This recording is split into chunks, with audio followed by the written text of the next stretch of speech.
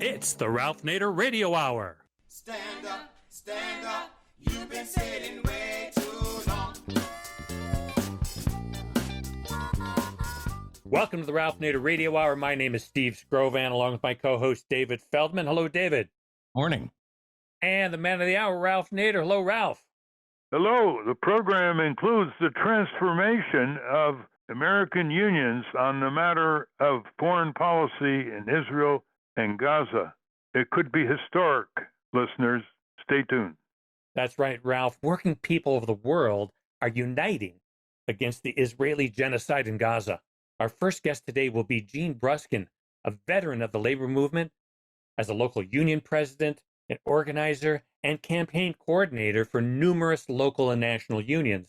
He has done extensive international labor solidarity work, including with Iraqi workers and unions, and is a founder of U.S. Labor Against the War. Mr. Bruskin has joined more than 1 million workers in a national labor network for a ceasefire. Their call for a ceasefire in Gaza has been signed by chapters of the American Postal Workers Union, Amazon Labor Union, American Federation of Teachers, United Auto Workers, and dozens more local and national union chapters. We look forward to speaking with Gene Bruskin about the impact of labor mobilizing on issues of foreign policy.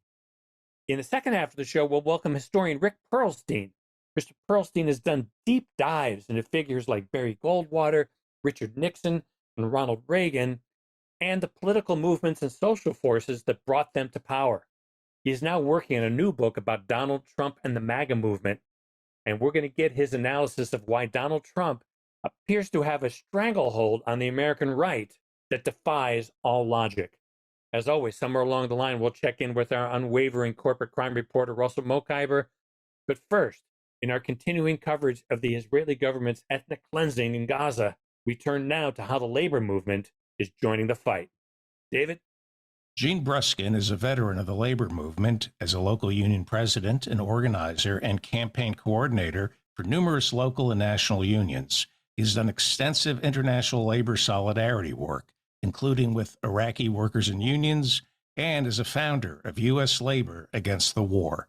Welcome to the Ralph Nader Radio Hour, Gene Bruskin. It's a pleasure to be here, David. I've been a long-time follower of Ralph's. Thank you very much, Gene. You've been quite active in reaching labor unions on the genocide going on in Gaza, and it hasn't gotten as much coverage as it should, because traditionally, organized labor unions have been very pro-Israeli government policies, and now there's a change underway. What has changed in the labor movement? This is rather remarkable. Give us your take. And in the last 2 months since this statement, has it been expanding? Yeah, the good news in terms of the labor movement, who in general, I believe, are in a new moment, both as a labor movement, but here in this case, around the international solidarity. In the period of time beginning around that time in December until now, we now have unions representing over 9 million workers who've called for a ceasefire. We're talking 10 national unions, and we're also talking 220 local unions all over the country, and some central labor councils, which are the sort of area combinations of unions that are technically part of the AFL-CIO. We're talking the Texas AFL-CIO called for a ceasefire. And even finally, with all this sort of bottom-up pressure, the AFL-CIO itself has come out for a ceasefire. Not a powerful statement, but nonetheless, they broke their silence. So I think that in my experience, Ralph, and my sort of having studied the history a little bit, never in the 140-year history of the labor movement, starting in the AFL formation in 1885, has there been such a broad-scale resistance to U.S. government policy in the middle of a conflict like this. It's just never happened before. Are these unions also trying to block the $14 billion of additional aid that Biden is pushing through Congress to provide even more weaponry for the Israeli military assault on Gaza? We call it the genocide tax, $14 billion. Where are the labor unions who have taken a stand on this regarding this bill, which is now about to be put before the House of Representatives, having passed with a Ukraine aid bill in the Senate. I can't speak for every one of them because they play somewhat different roles. But in general, the breakthrough has been from silence to demanding the ceasefire and the humanitarian aid and the democratic process or diplomatic process going forward. That next step is going forward, is on the table now in a different manner.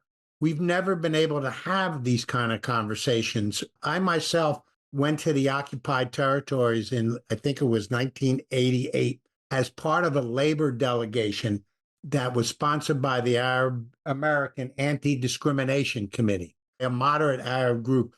And we were there to investigate the conditions for Palestinian workers.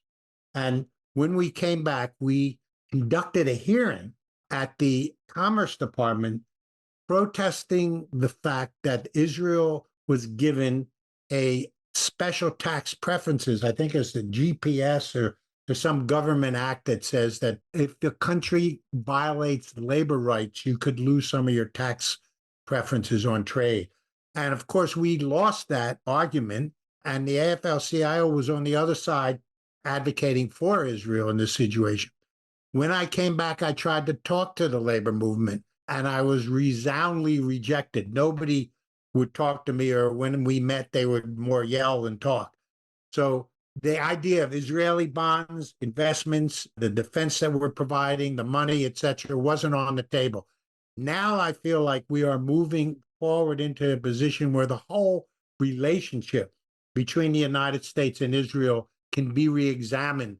And really, this ceasefire, as urgently as we need it today, yesterday, regardless of the outcome, this issue is going to be on our table for months and years to come. And so I think we're in a position to advocate in a different way. And I intend to sort of try and work with folks to see if we could change things really dramatically and also understand our own role as a labor movement in sort of facilitating these problems. I would venture to say that 95% or more of members of the labor movement have no idea that our movement is a big investor in Israeli bonds. So that's a conversation that needs to be had. Tell our listeners who may not know this also, the decades of meetings, banquets, boosterism by the pro-Israeli government lobby in this country for unions to buy with union funds Israeli bonds, which have not produced the kind of returns that these funds would have received if they invested in U.S. treasuries or bonds that produced money to improve local communities. You know, Israel, in the same way that Israel has had a very active network of like bringing young Jews over to Israel and giving them the guided tour and wining them and dining them and sort of trying to build their support forever. They have consistently, year after year after year, taken labor leaders over to Israel. They meet with Histadrut, which is the Israeli labor organization, but really in many ways part of the Israeli government, not really in any traditional sense, an independent labor movement, and give them the sort of guided tour. And there are parts of Israel that look very impressive if you only see sections of it. They also have traditionally had these dinners sponsored by the Jewish Labor Committee and Histadrut in this country, where Jewish labor leaders are honored. And so the constant effort to secure the Israeli support of Israel is like been an ongoing thing and unchallenged in the labor movement for many years. And so for those labor leaders who themselves are very connected to Israel, it might have been an easier sell. And for other labor leaders who really weren't, maybe they got on a tour, or maybe they just thought, okay, I got no problem here. And so it sort of existed under the radar. And I don't have the figures, but we're talking hundreds of millions, maybe billions. And I feel like that's part of the influence we need to be welding going forward, both with Israel and also with our president, who we're going to be very actively advocating for his election, to whether you disagree with him or not, because we don't want Donald Trump, and he depends on the labor movement. And this new effort, we formed this thing called Labor for Ceasefire. And that is this combining most of these unions that have taken positions for ceasefire and bringing them together in a series of conversations to begin to pressure Biden and the Congress. We're going to be releasing on the next couple of days a public press release, and it's going to be pointing people to the website, laborforceasefire.org. That's going to be a founding place with all the official support of these national and local unions for local members to go, to be educated, to have toolkits. We're also working on the possibility next week of having a webinar, Labor for Ceasefire webinar, where we hope to get on thousands and thousands of members across the country to advocate for them to speak up, to organize, and to put pressure on Congress and the president. We're talking with Gene Bruskin. Gene, why on Capitol Hill is this transformative movement in labor on the Gaza massacre and the demand for ceasefire and hundreds of trucks of daily humanitarian aid coming in, which is not happening? Why isn't it changing any of the votes? It's almost like people on Capitol Hill don't want to recognize the change that's going on in the organized labor movement. They don't want to admit that this is going on. How do you read that? It is sort of astounding, but I feel like we're in this moment where it's sort of almost inconceivable to try and figure out what's in both President Biden's mind and so many members of Congress. And what a lot of the labor leaders are doing previous to this, before we formed this laborforceasefire.org, is leaders of these large national unions, and we're talking at SEIU with 2 million members. We're talking the auto workers, very prominent these days. National Education Association with several million members have been calling the president, calling the White House, talking to the campaigns and saying, please, not only for moral and humanitarian purposes, but there's an election coming up. You're losing, for instance, in Michigan, we're losing the Arab population. You can't win without them. Many of our members are Arab. We're losing some of our best young activists. These are the people who we asked to get on the phone and phone bank for you and who are most excited. And of course, everybody sees the younger Jews who don't have that sort of historical attachment to Zionism have been leading a lot of these fights. And so the message has been being given again and again, just on a strictly pragmatic basis. We can't do that. But I think that it's sort of a combination of the years and years of effective lobbying by Israel. And of course, Congress is frequently on these trips to Israel. The influence of the Jewish institutions and Main Street Judaism and groups like AIPAC, who've been able to wield a lot of money, and the ironic combination with the Christian Zionists, who are the most dedicated Zionist and pro-Israel group almost in the country, who are total Trumpers, but who weigh in powerfully on all these messages, even though the ultimate thing for Christian Zionism is that when the Messiah comes back to Israel, everybody will go to Israel and you either convert and go to heaven, or all the Jews and everybody else will die. So if these are our friends, this is pretty, speaking as a Jew, this is pretty ironic, but they wield an incredible amount of weight. So Congress, with a few exceptions, are opting to take the conservative road. And AIPAC, interestingly enough, that weighs in and has prevented a lot of progressive Congress people from winning in these recent years. When they oppose a progressive congressperson who they know is bad on Israel, they often don't do it based on their position on Israel. They find some other reason because they know that in general, it's not a way to sort of defeat somebody because the popular sentiment is very mixed. Here's something that will fortify your effort, Gene Bruskin.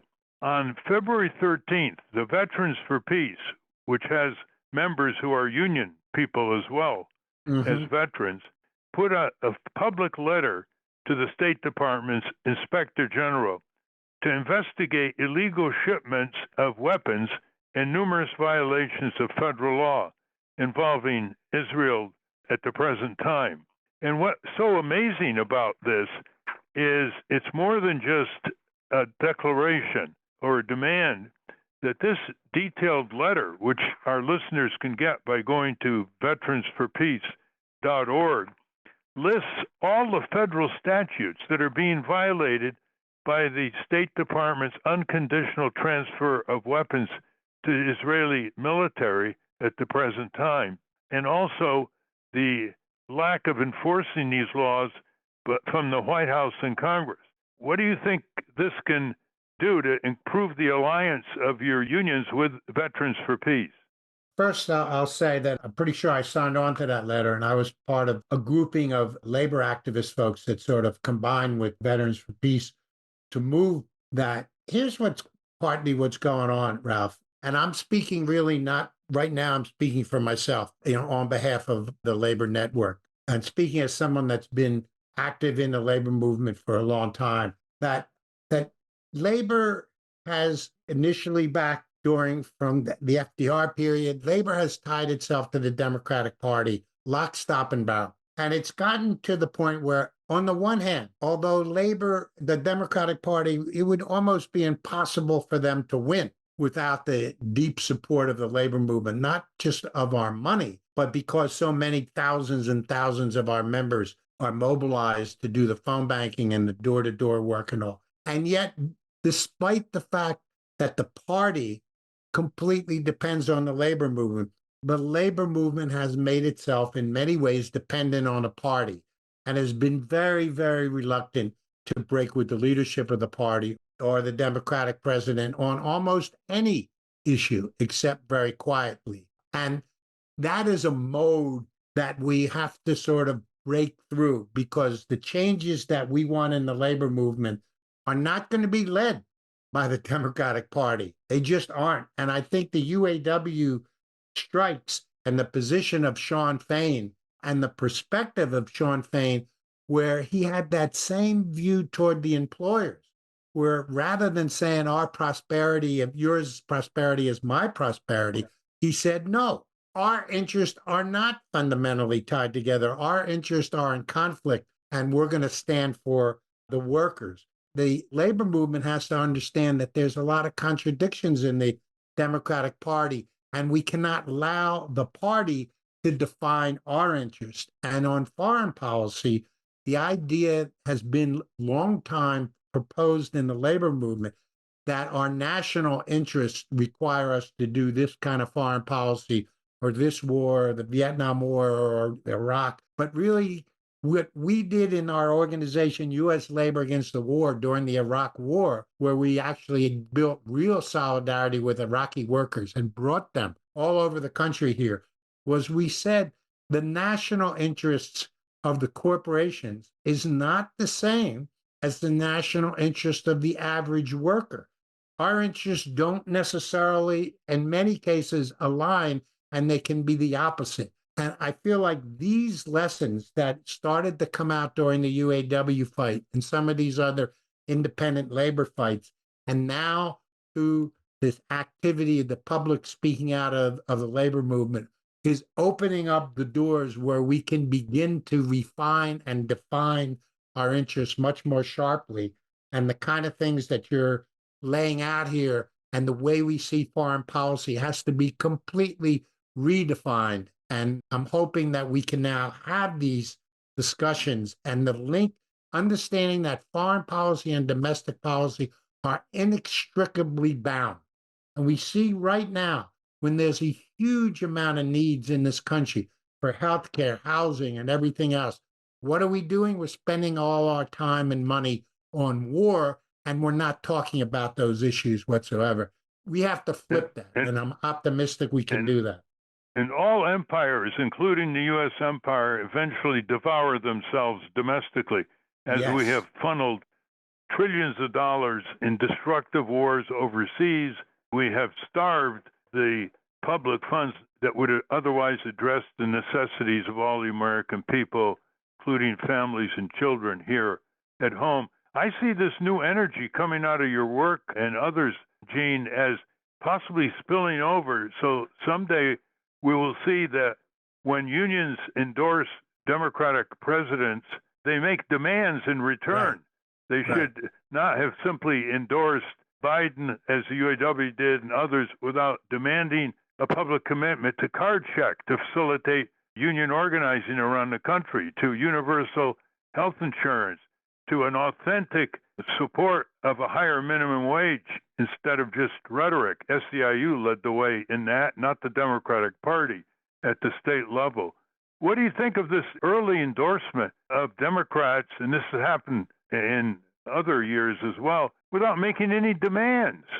Yeah, as a retiree, I'm helping with the organizing, but I don't have an official capacity to speak for all these unions. But it's part of what I was speaking about before, that we completely underestimate the enormous power that we have. And where we see on the right that, they're not going to endorse a candidate unless they make their position clear and being anti-choice and so on and so forth. We haven't done that. But in this particular movement, what has been interesting, Ralph, is that it has been a groundswell of activity for workers in their locals all across the country. And at the same time, this movement at the top, where the presidents of these unions and their leaders are beginning to reconsider. And every one of these decisions, Ralph, like the National Nurses Union, for example, they got a couple 100,000 workers spread out in Texas, Florida, everywhere. They couldn't just come out for a ceasefire, no matter what the president thought. They went through these processes and these conversations. And same thing with the NEA, just had a meeting of 175 of their leaders last weekend before taking this position. So the engagement and the conversation about foreign policy, about Israel, about the Democratic Party is all underway right now in a way that, at least in my memory, it hasn't been. And the challenge for us is going to be, can we build on this and change our stance going forward? Well, this is very promising. It could be historic, too, because labor has been far too quiet. Labor unions and their leaders far too cozy with the Democratic Party because they always say the Republican Party is so much worse. But that doesn't mean they can avoid their duty for the rank and file to really influence the Democratic Party all the way down to candidates at the state and local level and get really aggressive. And the younger generation seems to be listening to your call, Gene, and that's very encouraging. As you say, it's all interconnected. It's a seamless web. When injustice gets entrenched at the highest levels, it affects people at the lowest levels. And you can get a lot of left-right support around the country because when they are abused and disregarded and ripped off, all people bleed the same color, regardless whether they call themselves conservatives and liberals. What would you say to the rank and file who might say to you, union membership in America is hovering at a 100-year low? Aren't there members of the rank and file who might say unions shouldn't have a foreign policy? Unions shouldn't even have a domestic policy. Unions have a fiduciary duty to focus solely on worker safety and good paying jobs. Aren't there members of the union who might say this is a wedge issue that hurts solidarity? Absolutely. This has been one of the fundamental debates, at least in my time during 30, 40, it's actually getting on 45 years that I've been involved, but especially more recently during the forming U.S. labor against the war, that came up again and again. Wait a minute, I'm in a union here. You're supposed to represent me in the workplace and negotiate my contract. What does this have to do with me? So first and foremost, during the Iraq area, we said, first of all, you're paying for this. Second of all, you're much more likely to die for this war. And people stood up and said, my brother, I just want to say my brother is in a hospital, just lost his leg in Iraq, and so you can't tell me I have no right to take a position on this. And so the idea beyond that the priorities of our government being tied to a lousy foreign policy, where, for example, during the 80s, when there was agitation and labor support for Solidarity in Central America, labor jobs were being shipped to Central America to low-wage factories there. And while at the same time we were blocking the support for those kind of movements for higher wages and against the U.S. exploitation. So unions jumped in and opposed that. The education of members that it is not unpatriotic, and matter of fact, it is necessary for the average working person, and that you, member, have an organization with a voice. You are paying dues to an organization that might have 300,000 members. You have an opportunity to have a voice that most citizens don't. And we have to speak out. This is our country and our foreign policy as much as it is anybody else's. We've been speaking with Gene Bruskin, one of the leaders of transforming labor unions into a wider arc of struggling for justice and standing up for those who are succumbing to violent assaults, especially now in Gaza. And we hope that we'll have you on again, and we hope that you'll get far more visibility and get a congressional hearing in the House and Senate, because positions of labor unions on this issue have represented millions of workers around the country. They deserve a voice on Capitol Hill. Thank you very much, Gene Bruskin. Thank you for having me. We've been speaking with Gene Bruskin. We will link to his work at ralphnaderradiohour.com. Up next, we're going to visit Trump World. But first, let's check in with our corporate crime reporter, Russell Mokhiber. From the National Press Building in Washington, D.C., this is your Corporate Crime Reporter Morning Minute for Friday, February 16, 2024. I'm Russell Mokhiber.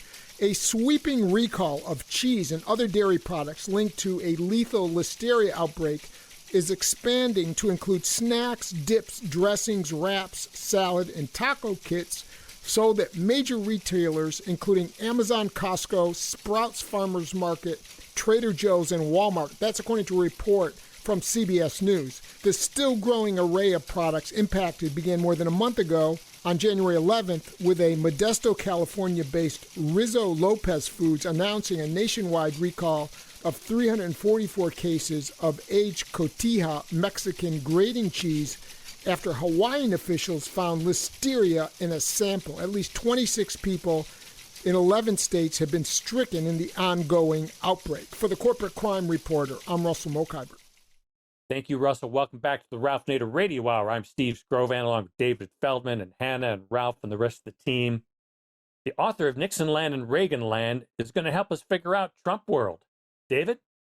Rick Perlstein is an historian and chronicler of American conservatism.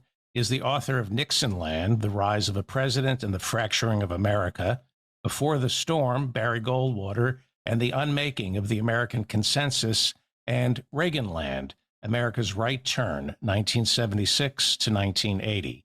Welcome to the Ralph Nader Radio Hour, Rick Perlstein. Thanks, David. It's truly an honor. Yeah, welcome, Rick.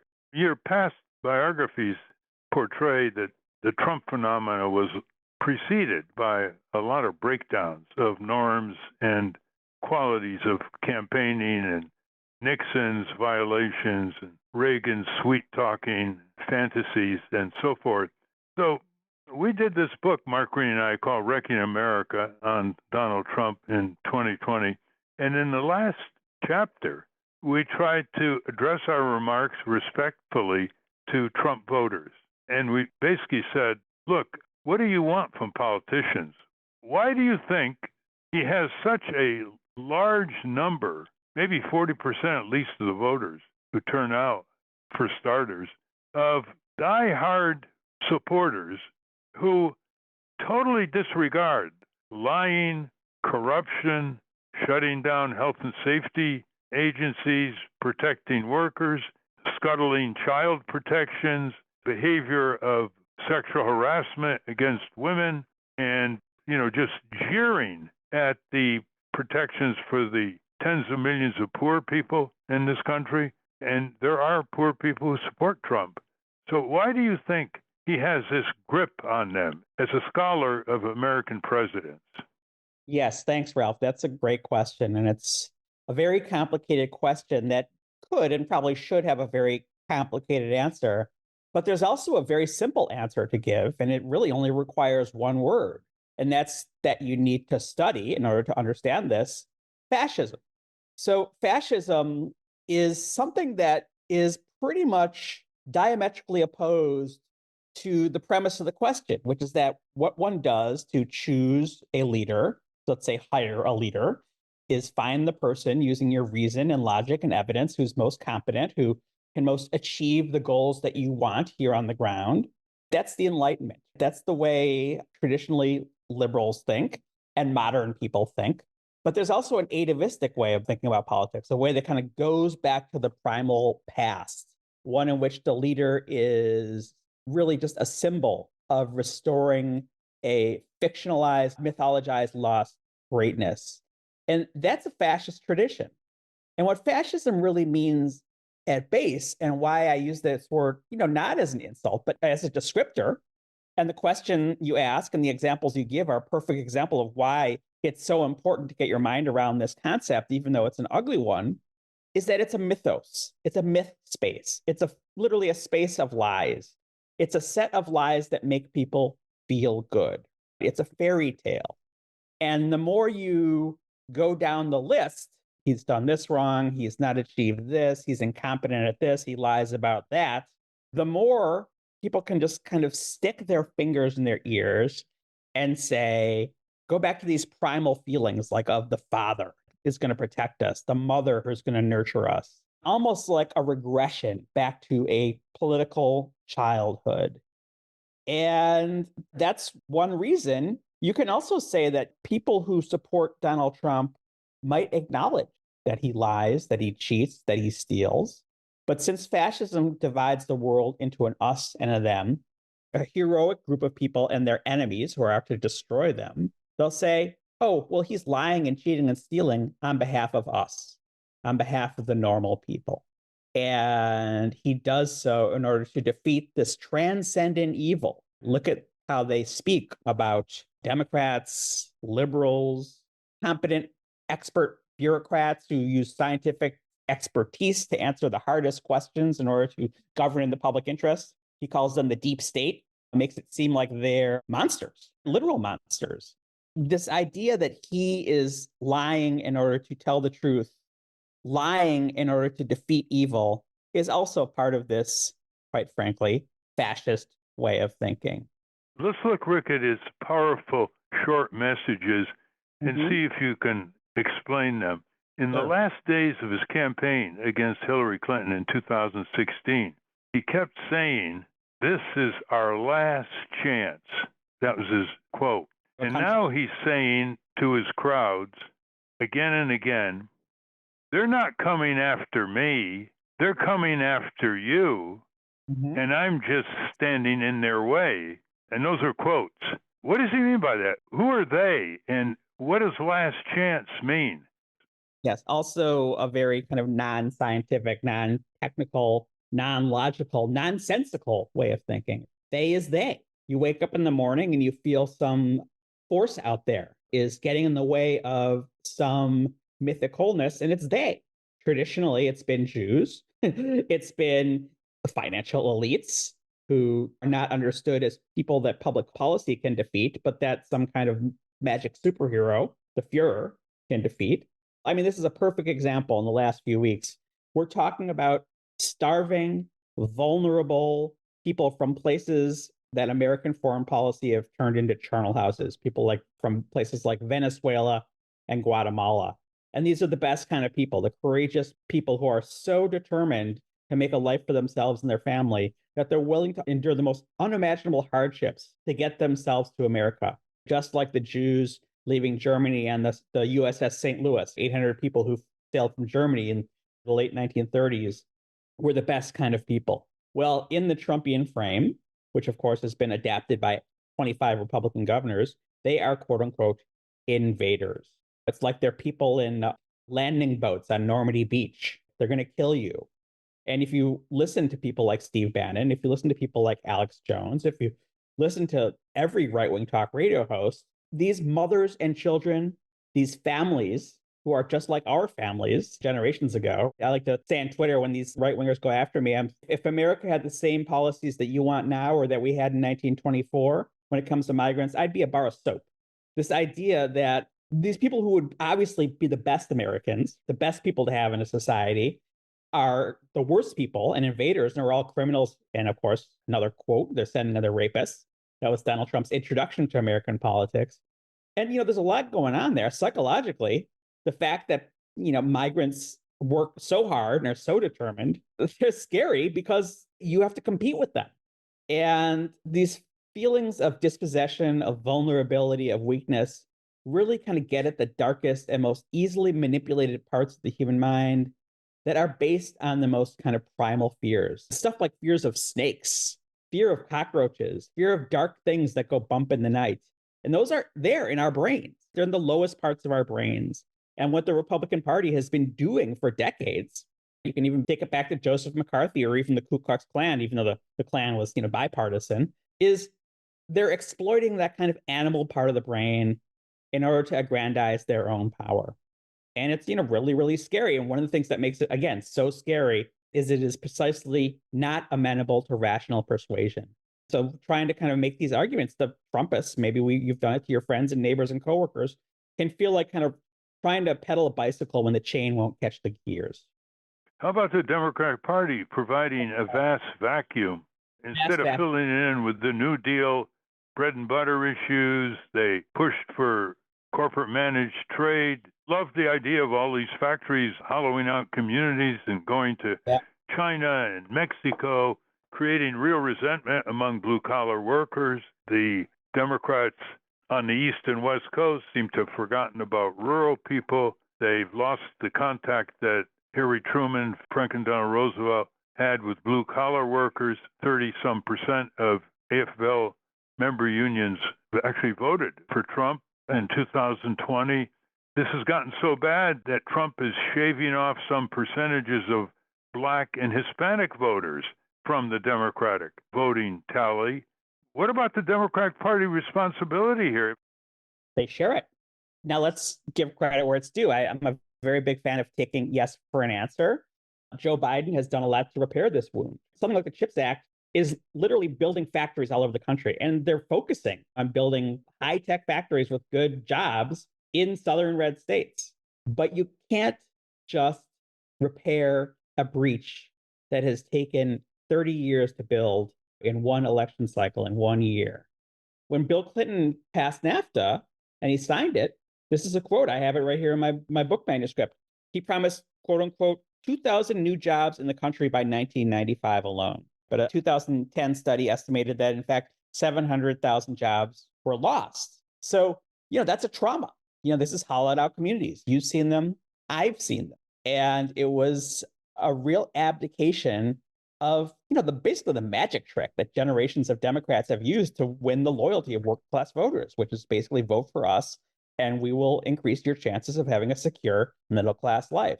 Now, we have the CHIPS Act on one hand, and someone like Lena Khan, who's doing great work breaking up monopolies.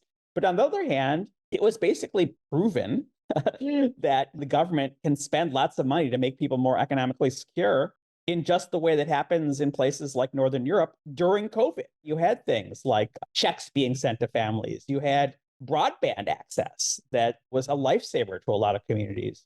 And the Democratic Party is not the kind of party that says, wow, we can use this and sustain these things that we were able to put in during an emergency to shore up our power forever. Instead, as soon as they had the chance, they took them away. So, on one hand, the Democrats give it, and on the other hand, they take it away.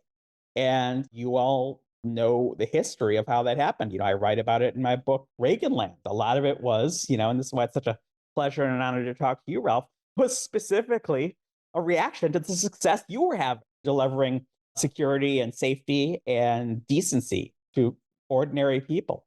And so the way to take it back to the dark ages, the way the Democratic Party responded to the shocking success of Ronald Reagan in 1980 was, wow, maybe we need to give them some of what he's giving.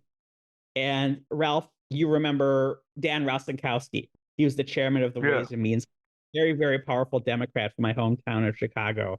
who, spent decades basically spreading the wealth in that New Deal fashion. When Reagan won in 1980 and said, I'm going to exercise my mandate by liberating the animal spirits of the economy by cutting corporate taxes, Dan Rostenkowski didn't say no way. He tried to outflank him on the right. He said business deserves its decade, and I'm going to give it to them. So that kind of response, and you're seeing that same kind of response, unfortunately, among a lot of Democrats who say, well, they're doing pretty well on this immigration issue. What if we promise we can incarcerate more immigrants, or we can do it better? Literally, the Lincoln Project has a new commercial out today in which they say, well, if you think that aliens are invading the country and stealing your jobs and are, raping your daughters, vote for the Democrats because our bill is really strong in fighting that. And Donald Trump tried to stop it. So, it's almost like, kind of co-opting fascism. And that's not the way to go either. You need a strong, bold alternative. And you don't build that overnight. You build that over a generation. One of the amazing contrasts between the Democrats and Republicans, student loans. Biden was pushing for student loan forgiveness for millions of adults who are long from college days. There are 42 million people in this country who have student loans, some of them in their 40s, 50s, 60s, even 70s, as they keep rolling over the loans and the interest rates. And Trump wanted to prosecute a lot of these student loan borrowers because of defaults, and he protected the private university scams of these commercial universities that were Why would charging... he do that, Ralph? Why would Donald Trump protect university scams? I wonder. And why isn't that getting across? That's issue. That's a very interesting one. Everyone should get as much education as they can if they want. And probably college should be free. But unfortunately, the Democrats have been pushing a little bit of a raw deal for a generation, going back to Clinton, saying, please, please, please, please get a college education, shoving loans in their face. In a lot of ways, they shoved loans into farmers' faces and saying, buy bigger and bigger and bigger tractors. But when the market conditions that reward college education began to recede, suddenly people are stuck with these loans, just like farmers were stuck with their farms mortgaged to the gills when crop prices collapsed because of overproduction. It's almost like a Marxist crisis of overproduction of overeducated people with $100,000 loans. I'm sure a lot of young people feel kind of cheated by that message in itself. So just like it's great that Biden is kind of coming in the ninth inning and saying, let's build factories to kind of replace the ones NAFTA destroyed, a lot of this student loan relief, it's kind of a drop in the bucket compared to the frustration people must feel at having mortgaged their future to a promise that didn't pan out in the first place. So it's great to do. It's really important to do. The Republicans will never do it. I'm sure that there's a lot of that kind of really grim Republican style of class politics behind it. When Biden, used an executive order to do loan relief, they all made it seem like everyone who was getting their loan relief had majored in gender studies at Wesleyan or something like that. It hadn't gone to places like Trump University or DeVry or a community college, et cetera, et cetera, et cetera. So that's another part of that mythic dream space. There's good guys, there's bad guys. The bad guys are these rootless elite cosmopolitans who want us all to be woke and want boys to be girls and girls to be boys. And then there are these sturdy blue-collar Americans with flannel shirts, and I'm the one who's going to protect them. So, you can almost take it back to that whole fascist aesthetic. Here's another contrast that doesn't make sense in terms of not getting through to millions of people. He wants to get rid of Obamacare, and he wants to get rid of the expansion of Medicaid for millions of people during the pandemic, quite apart from what he did during the pandemic to delay and deny and cause the deaths of tens of thousands of people. And he doesn't have anything to replace it in terms of health insurance. It's one thing saying you're against Obamacare and Medicaid, and then you have nothing to replace it. So why isn't this striking fear in the minds of Trump voters? Because there are Trump voters in red states and blue states who would lose out on health insurance, and his policies are not reducing his polls. Why? Because they're not thinking rationally. I mean, if you think about it, the idea that kind of giving people stuff that doesn't cost anything to them, why would they not like that? It's Santa Claus. But that's not how right-wing thinking works. And in fact, when Barack Obama decided that the expansion of Medicaid was the best way to subsidize Americans who weren't below the poverty line but were near it, and he was going to appropriate federal funds to make it free to governors. It cost nothing from their state treasuries. They thought this was a magic bullet. They thought this would be accepted in the spirit which was given, which was basically a gift by Republican state governors and legislatures. But of course, we know what happened. Republicans said, we refuse. We refuse this free money. We refuse this free gift. Why does that happen? It's this weird ideology that we all make it on our own. We all pull ourselves up by our bootstraps. Somehow, if you're in a hospital bed, you're supposed to be negotiating for the best price or something. I don't know. It makes no sense. It's weird. But this goes back before Trump. You wrote an article for the Washington Post about how the Democratic Party's forsaking young voters. Explain that. That's a really important one. There's a really wonderful book by the absolutely superlative political journalist Ryan Grimm, who really is the guy in Washington who knows where the bodies are buried in terms of both Democratic and Republican sins against the working class better than anyone else. And it's called The Squad. And it's about the young 20 and 30-year-old class of Democratic members of Congress that were first started to be elected in 2020, 2022. And what's really shocking and striking about it is, again, this gift. The Democratic leadership didn't say, oh, isn't this wonderful gift that we have this new class of young Democratic politicians who are activating young people around the concerns that animate them, things like student loans, things like global warming, things like climate change, things like the precariousness of trying to make it in today's economy. Instead, they kind of saw them as threats. Nancy Pelosi, especially, she mocked AOC. She said the green dream or something. They're into the green dream or something, referring to the Green New Deal, which was, really was like the New Deal. It is this unified vision of how our economy can be rebuilt and jobs can be created around converting the economy. It was a very expansive, bold vision. And instead of saying, wow, these young people who we want to become Democrats for the next 50 years love this stuff, basically they were seen as annoyances, as irritants, as things to swat away. And that's the thinking of a kind of a decadent class of leaders. A decadent class of leaders who, and I'm going to make apologies for, my superannuated friends who I'll love, who decide that they're not going to step aside for the next generation. I mean, the fact that we have a guy in Joe Biden who, if he's reelected, will be president until he's 85 years old, that's just not a good way to build for the future. Even if you look like a 50-year-old Adonis, that is just, you have to build for the long term when you're building a political party. And the way you do that is that you pass the torch to a new generation of Americans. Well, the people who became Democrats in 1960 because they were attracted to the torch being passed to their generation are still holding on to power like grim death. And that's decadent. We're talking to Rick Perlstein. That gets to your forthcoming book, which you talk about the last 25 years being afflicted by your words, quote, the infernal triangle, end quote. What's the infernal triangle? Well, we talked about two corners of the triangle. We talked about the authoritarian Republicans, who are now literally fascists. We talked about the Democrats, who have not provided a kind of clear and compelling alternative and fought this with all their worth. The third term is the media that's supposed to explain what's happening, but give people a picture of this actual reality that isn't all that much better than Soviet citizens got from Pravda, right? I mean, they don't learn, what the Republican Party is up to because they have to read about the Democrats and the Republicans as equally responsible for what's happening in America. That's the kind of fundamental professional value that journalists take into work every day, that if there's a problem in America, we have to kind of balance the scales. That's seen as the fairest way. It's kind of like when a kid goes to a restaurant and he's only 3 or 4 years old and he gets put in a booster's chair so he can kind of see eye to eye with the grown-ups. That's kind of what the media does for the Republican Party. They lie, they cheat, they steal. I'm talking about the Republicans. And, on the other side, we have this party that kind of are pretty much Boy Scouts when it comes to the rules. Their answer to kind of lying and cheating and stealing and saying, well, we should lie, cheat, and steal less. And the media basically has to make both sides look just as bad. Now, isn't that a bias, Ralph? Isn't that a bias in favor of the party that's most willing to lie, cheat, and steal? Isn't that a way to systematically deceive the American people about the nature of the problem?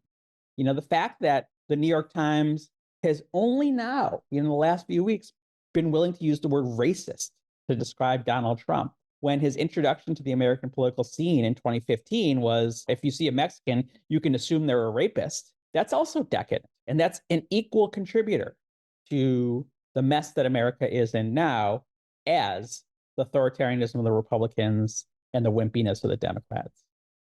You told Amy Goodman in your interview that the superannuated class of 70, 80-year-old Democrats, I'm quoting you, believe that the world, when it comes to what's going on in the Middle East, makes any sense to voters in their 20s. It's just a terrible, sad situation. How do you get out of this situation?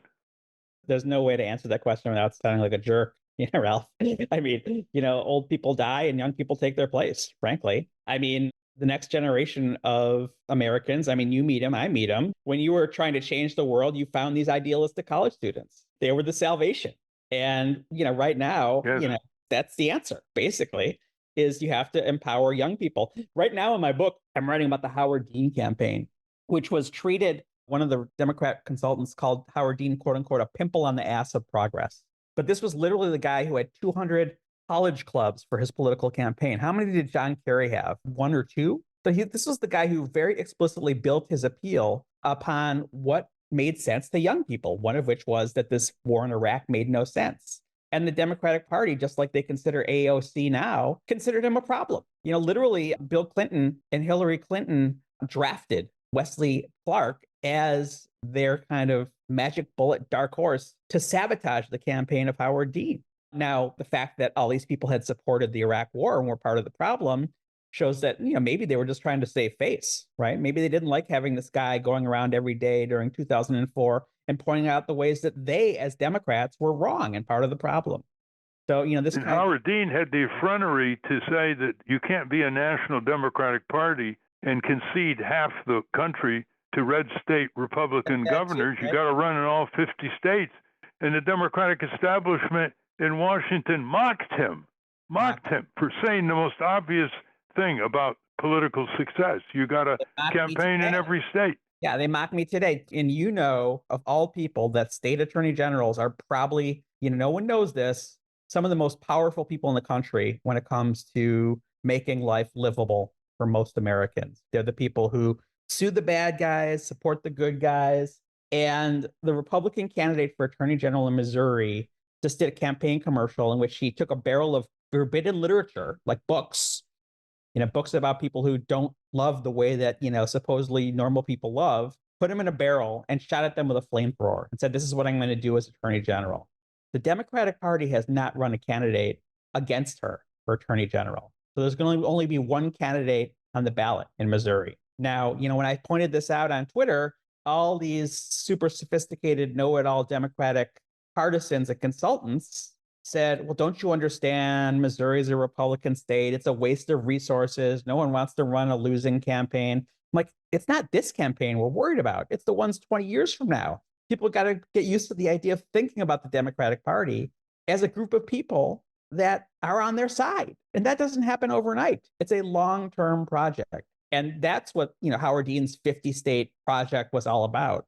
And it really was an intra-party civil war between the elites run by Rahm Emanuel and the insurgents run by Howard Dean, who was, by the way, not a radical, not even a leftist in a lot of ways. He was a balanced budget guy who the DLC used to love in the 1990s.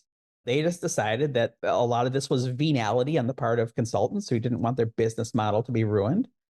And, this is when the die was cast for this decades ago.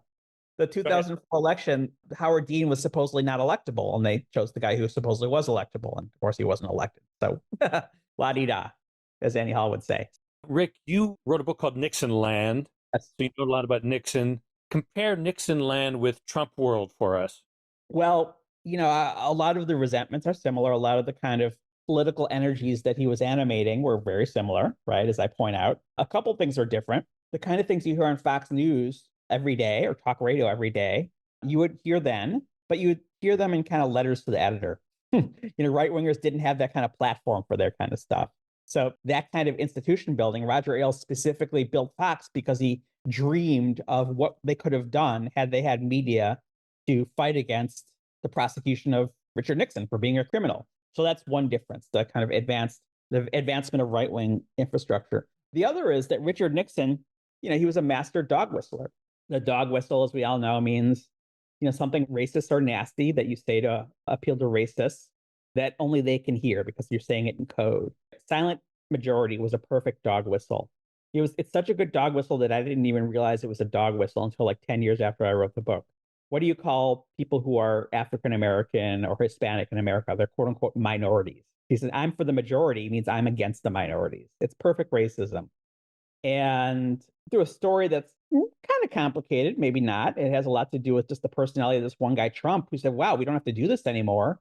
The dog whistle became a train whistle. And he would just say it. Yeah, he would say they're not sending their best, they're sending their rapists. At the 2016 Republican convention, it was like something out of Orwell's 1984. Up on the scoreboard, they would show the pictures of these beautiful, innocent white women who had been murdered by the invaders. Now, we all know that, immigrants have lower rates of committing crime than native-born Americans. So this is just nonsense. It's fascism. But a lot of it is just kind of like taking the stuff that was always kind of at the fringes of Republican conventions outside the walls and putting it inside. We've been talking with Rick Perlstein, and the author of books on presidents like Nixon and Reagan. And he's coming out with this forthcoming book called The Infernal Triangle. When is that book coming out? Next year. It's in the oven. Well, thank you very much, Rick, and to be continued. Thanks for all you do, Ralph. I want to thank our guests again today, Gene Bruskin and Rick Perlstein. For those of you listening on the radio, that's our show. For you podcast listeners, stay tuned for some bonus material we call the Wrap-Up, featuring Francesco DeSantis with In Case You Haven't Heard. A transcript of this program will appear on the Ralph Nader Radio Hour Substack site soon after the episode is posted. Subscribe to us on our Ralph Nader Radio Hour YouTube channel. And for Ralph's weekly column, it's free. Go to nader.org. For more from Russell Mokhiber, go to corporatecrimereporter.com. The American Museum of Tort Law has gone virtual. Go to tortmuseum.org to explore the exhibits, take a virtual tour, and learn about iconic tort cases from history. We have a new issue of the Capitol Hill Citizen. It's out now. To order your copy of the Capitol Hill Citizen, Democracy Dies in Broad Daylight, go to capitolhillcitizen.com. And remember to continue the conversation after each program. Go to the comments section at ralphnaderradiohour.com and post a comment or question on this week's episode. We read them all. The producers of the Ralph Nader Radio Hour are Jimmy Lee Wirt and Matthew Marin. Our executive producer is Alan Minsky. Our theme music, Stand Up, Rise Up, was written and performed by Kemp Harris. Our proofreader is Elizabeth Solomon. Our associate producer is Hannah Feldman. Our social media manager is Stephen Wendt. Join us next week on the Ralph Nader Radio Hour. Thank you, Ralph. Thank you, everybody. You've been saying,